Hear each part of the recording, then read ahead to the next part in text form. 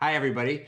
This is our second installment of Legal Use Case 7. It is a concept that came up organically when Bill, Jim, and Frank from White and Williams reached out to me and said they liked the Use Case 7 concept and saw some really interesting application when you combined it with the interest in protecting against litigation. So, Bill, Jim, and Frank, hi, good to see you again. Hey, Adam. Hey, Adam. Yeah, so we had so much interest in our first video that, we are going to do a second one and probably do a third one and keep going. And, some of the discussion we got from people who had viewed it was they wanted to know about some specifics, because here we are advising about this idea of how you can proactively work with using this idea of exploring all the things that can be done with your product and use that to proactively address the possibility of litigation. So I thought we would, just take that a little further and try to come up with some prescriptive elements of it. Yeah, that sounds like a good idea, but we should remind everybody, because we are lawyers, here's the disclaimer that nothing that we say is legal advice to you. You need to consider all of your own circumstances and consult your own lawyers. And if you want to call us, give us a call. Good. That will be there. And everyone, actually, I'll save you the trouble and we'll just have it roll across the bottom of the screen at the beginning of each one. Nonstop. Good. So I think that something we would, we were talking a little bit about merging, how to merge this with failure modes effects analysis, and the failure modes effects analysis being the engineering technical tool to explore failure modes and their effects. And we do this for the purpose of improving the design. But it's also a great opportunity to do this, to identify these issues that could be legal elements. So I think that one of the things from my side would be, I want to use this legal aspect to make sure we are comfortable exploring everything, because that's where the frustration comes on the technical side, is that we don't explore everything because, there's concern about it being used in discovery later. So I want to see if we can come to an agreement from your position and mine where we can include every possible thing that could happen and not feel that we're exposing ourselves. What are some pieces of advice you'd give regarding that? Well, Adam, I think one piece of advice, when you're talking about the decision that the company has made as to whatever the risk is, either we're going to design the risk away or we're going to warn it away or instruct it away. But we also then want to build good evidence to show folks that we're doing the right things for the right reasons. And so there's a documentation element to this. And we want to be able to memorialize what the decisions were and why they were made and why they make sense in light of the prevailing product liability law. Okay, so how would we do that?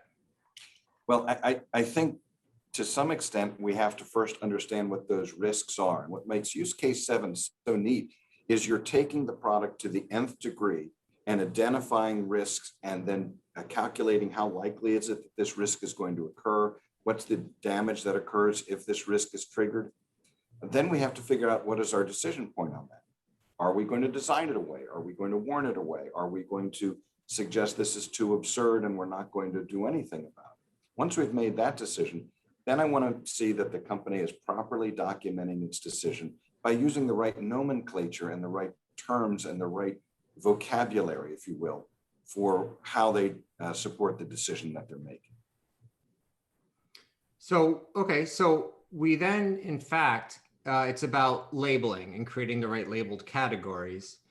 And I want to talk a little bit about the gray area, because there'll be a gray area, right? Where there'll be the ones, because with an FMEA, you do identify failures that you do believe could happen, but you effectively run out of resource to address.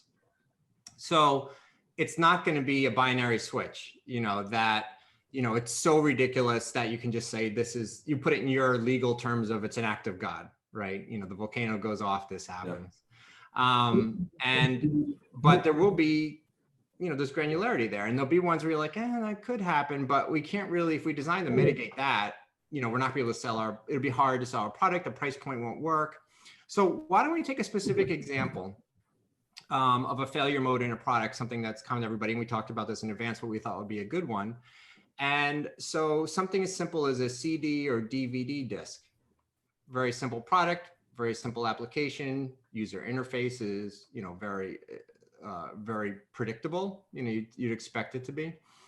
But one of the things from an engineering standpoint that's of course of interest is, for the speed that it's spinning, what is the speed that it could possibly break at and come apart in pieces, right? And this should include any expected manufacturing defects, and you want a huge safety margin. And I would say that we'd list all the possible effects, and obviously the biggest effect would be that it damages the actual DVD player. You get tons of pieces in there and things like that. But what if we also listed on there that a customer spins it outside the DVD player? What if a kid decides to put it on the end of a drill and spin it and have lights hit it because it makes a great light pattern on the wall, right? So now, is that, it seems ridiculous considering what they're intended for, but impossible? No. So then as an engineer, we set a design spec that, it has to, the way they are actually designed, I looked it up, was about 20x. So you have to have 20 times the RPMs, rotation per minute, over what it's intended to be used to have it break. So as an engineer, not worried about language the way you are, I think about the end effect of a failure. And I'm going to list the end effect is that it creates shrapnel, right? So that horrifies you, I would assume. Yes, it does. Okay. But to me, it's important language because I want to communicate, including not just the failure, but the effect. And the effect is the material has become something that can impale somebody. So let's work through that example a little bit. Well, first, Adam, I have to acknowledge that you must have been a handful for your parents. I can just imagine you in the basement putting things on a drill and spinning it. I have a feeling that you've done all this before. You don't want to know. I've taken out so many screws and things. They still have screws. They don't know where they go. They just whatever. Yeah, actually, it's funny you say that. I actually wrote a children's book 2 years ago based on use case 7 about encouraging young kids to explore things and don't stop them from, don't stop them from exploring and find ways to not just stop it, but to redirect it. I'm still looking. You know what's crazy? I can publish engineering books with Wiley. I can't. Getting a children's publisher is so hard because there's like such low barrier to entry. Like they hide themselves. You have to like break through barricades. So I'm still trying to find a publisher for it. So if you Adam, we'd like to review that book. Yeah. as your personal attorneys.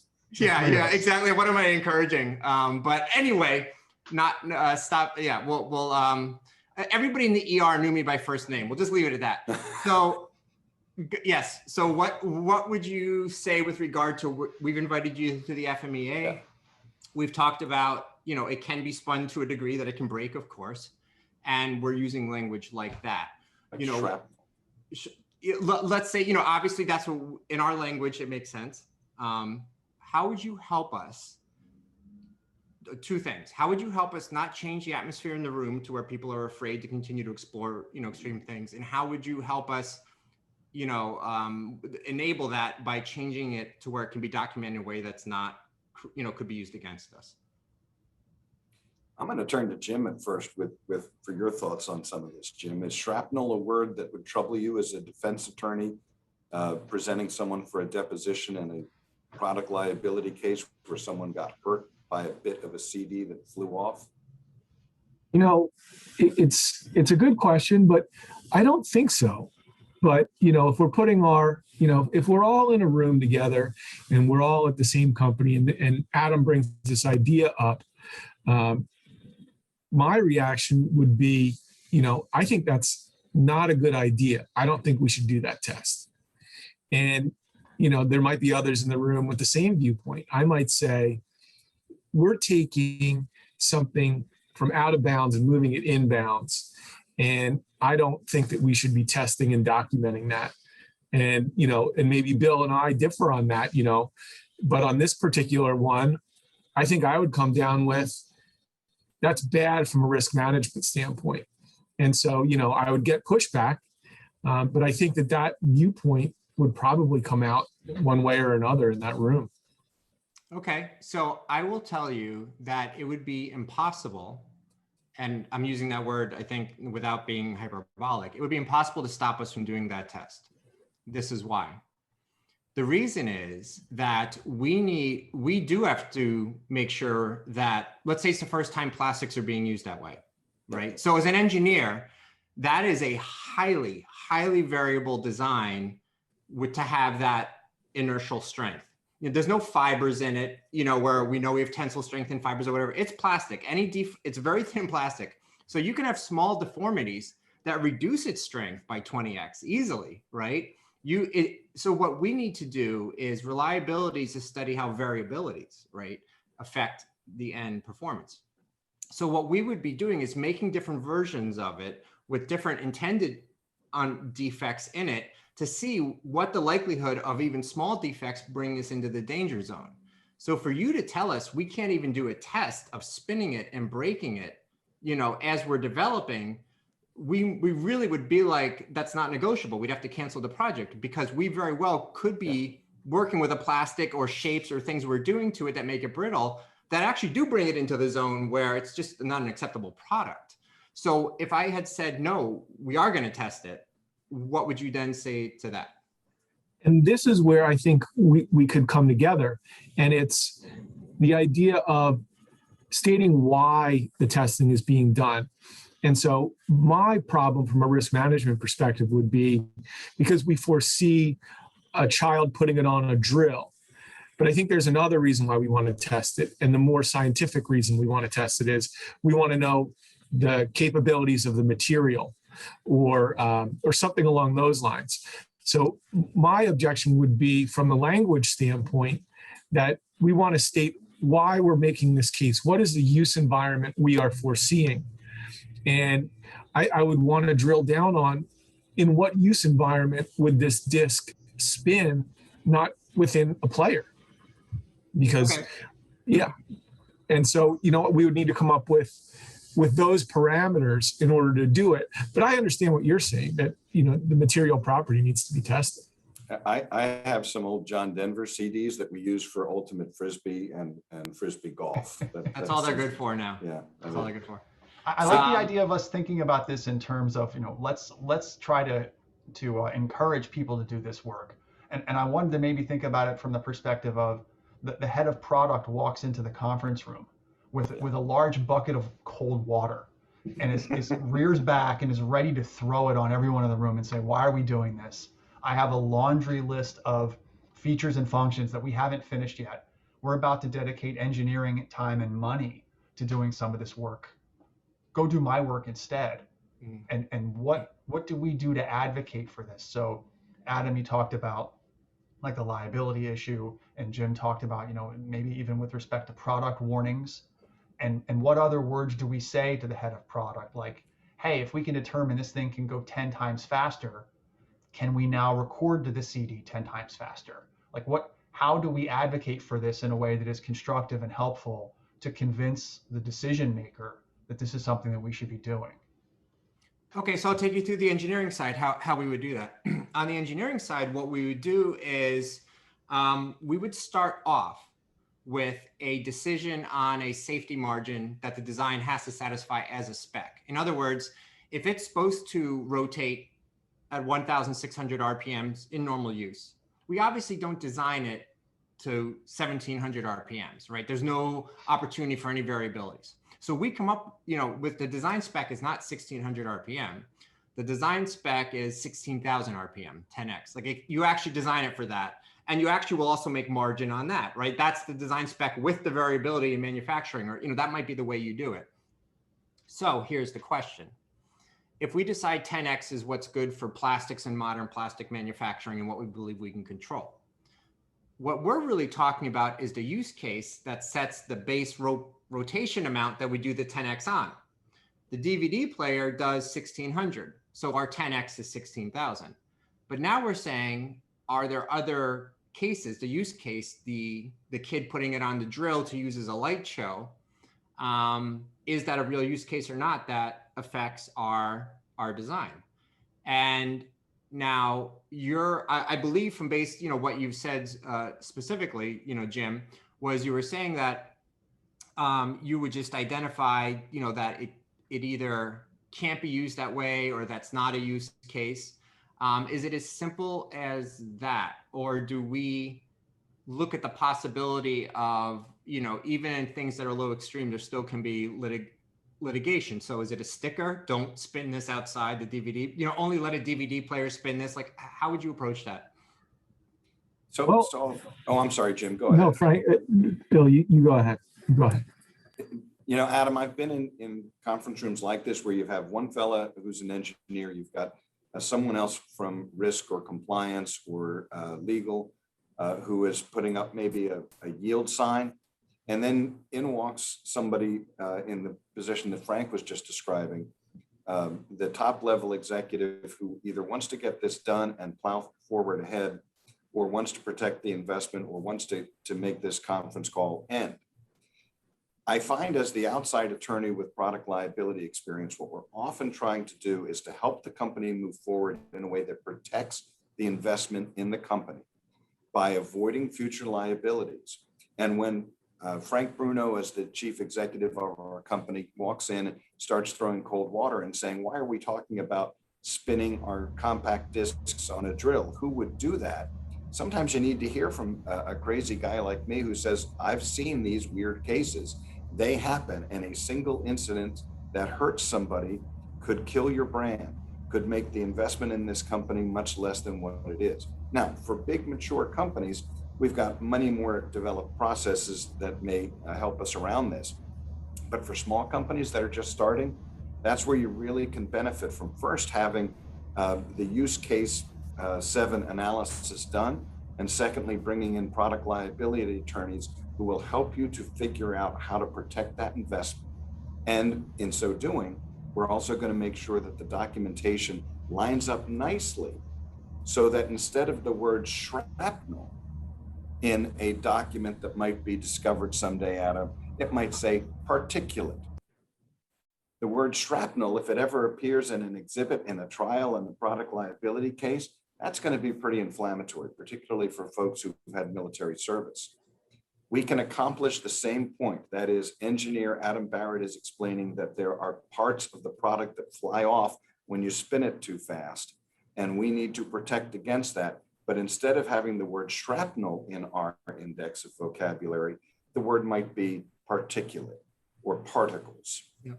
So would it be so would the full sentence be particles that could cause damage to property or person or something like that? Yes. Or would you not even describe the effect?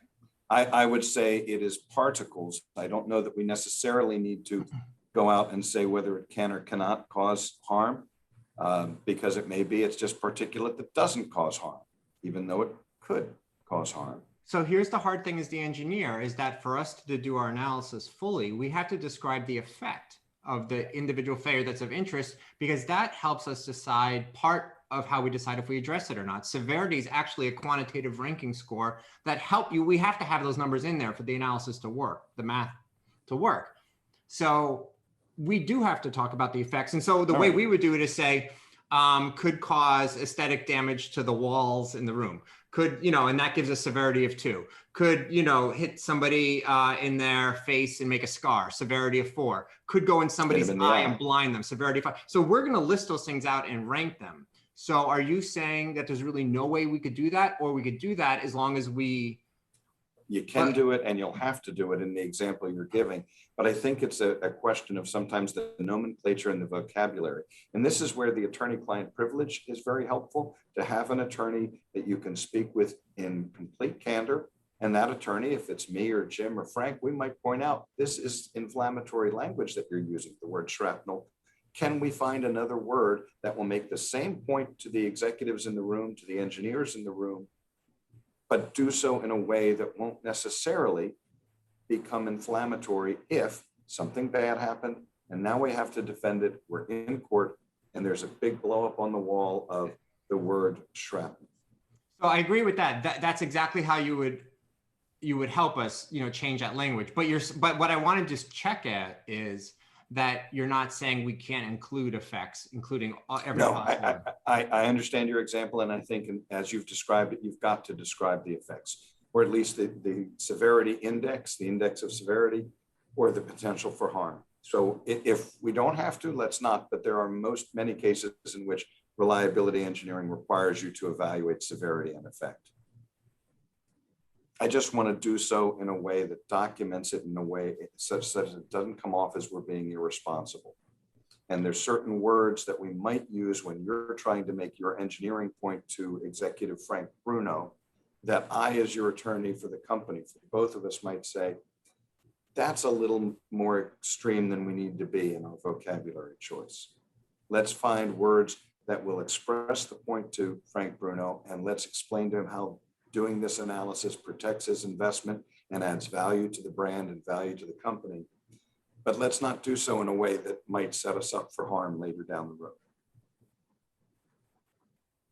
So then what about action? So do we in that make some kind of cutoff for a description in the manual saying, don't put this on a drill? Like what, is that something we need to look at as a way to put effectively our output from our FMEA, the risk, of everything, no matter how far it is? Is it sufficient to put it in a paragraph at the end of the manual, or what do you do? So, go ahead. Yeah, Jim, so please. manuals and warnings can be, we could devote tons of time to what they're supposed to look like. And it drills down even to the color of the font and how you group them and what you say. But there's also a concept of warning fatigue that I think we want to be aware of. And that is, if you list 10,000 warnings, the ultimate user will become fatigued and not read all those warnings. So you want to be able to accomplish what you need to accomplish on the engineering side and still warn about those things, but there will be a cutoff point that you can't possibly warn for every scenario. And so that's why a lot of warnings are general and not specific. I would be surprised if the CD would come with that specific of a warning, but we could word it in a way to encompass all uses of the CD outside of, a CD player. So I do think that if the failure mode effect analysis was carried out, that a conclusion should be reached. And then if there is an issue, a safety issue, then that safety issue needs to work its way into the manual in some way, shape, or form. And that would be a few steps down the line. It couldn't just go randomly somewhere. There should be a dedicated section for all that. Yeah, the trouble, Adam, is that product liability law in each of our 50 states requires a manufacturer to make the product safe for all reasonably foreseeable uses. The specific phrasing changes from state to state, but that's a pretty reliable statement in terms of what you have to engineer for if you're making a product that's going to be used across the country. And we can't, as engineers, rule out all of these crazy potential uses, but yet we can't also warn for each of them. So there is kind of a decision-making point at which we say, here's a risk we're going to warn against. Here's a risk that we think is not a reasonable risk. And therefore, that's why we will not put it in our manual, some specific warning against that use. So to use your compact disc example, we might have a warning that you shouldn't use it for certain purposes. This is meant only for use in a compact disc player or a DVD player and for no other purposes. We might even warn about not leaving it out in the sun if that might affect the integrity of the plastic. But we're probably not going to go so far as to warn of every compact disc that you cannot put it on the end of a drill bit and rotate it 10,000 times faster than it should be.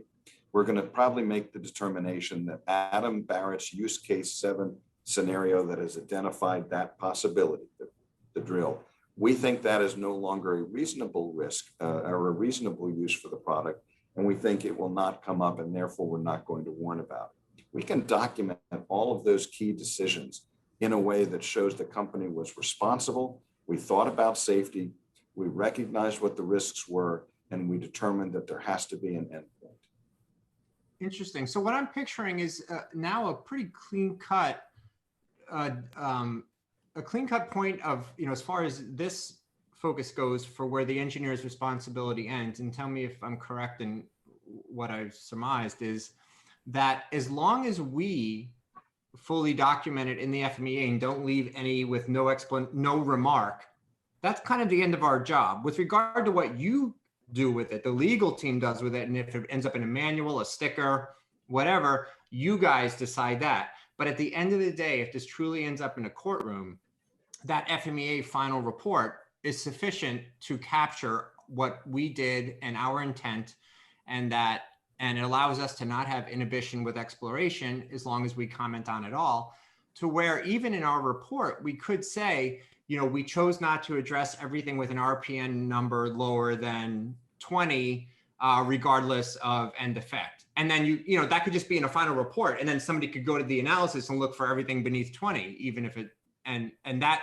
to some degree from the engineering standpoint, that's where we have done our work as far as our concern for litigation. Right.